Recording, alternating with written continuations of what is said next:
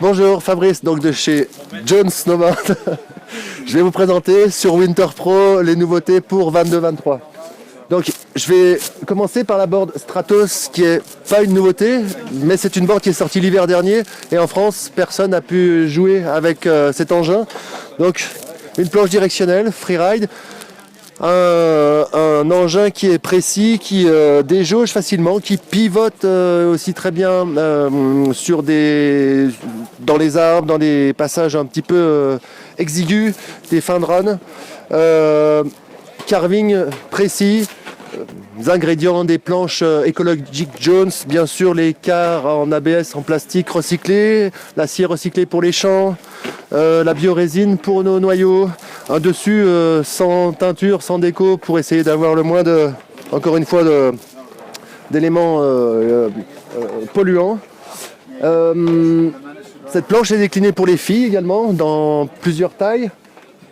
Elle est déclinée en version ultra, très rigide, elle s'appelle Project X et on la propose comme toute la gamme de Jones en version split. Donc je vous la présente là, équipée des systèmes de lien Karakoram en spatule et ce boîtier qui évite que nous ayons des inserts qui apparaissent en semelle. Au rayon des nouveautés, on a aussi une nouvelle planche en cambre, l'équivalent de la Aviator 2.0, la planche de Victor Delerue.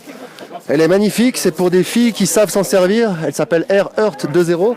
Donc encore une fois un cambre, plutôt très nerveux, plutôt très précis.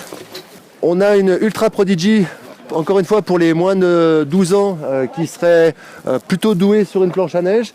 Et enfin, il y a une dernière planche qui sort cette saison chez Jones. C'est assez original puisqu'elle est plutôt typée freestyle.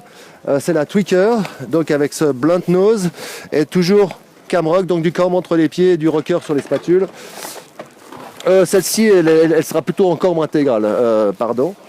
Et je vais aussi vous présenter la dernière des coques de chez Jones, donc toujours sur le modèle Skate Tech de Now. Elle s'appelle Orion. Elle a le flex le plus souple de toute la gamme. Elle est aussi plutôt bon marché et déclinée dans 4 coloris. J'en profite pour montrer un petit partenariat sur les fixations avec Christensen, qui est notre shaper de toutes les Surf Series, donc les Mine Expander, Storm Chaser et autres engins de poudreuse. Donc sur le profil d'une coque qui existait déjà chez nous en météorite. Voilà, un joli jouet. Je vous souhaite un bon ride cet hiver.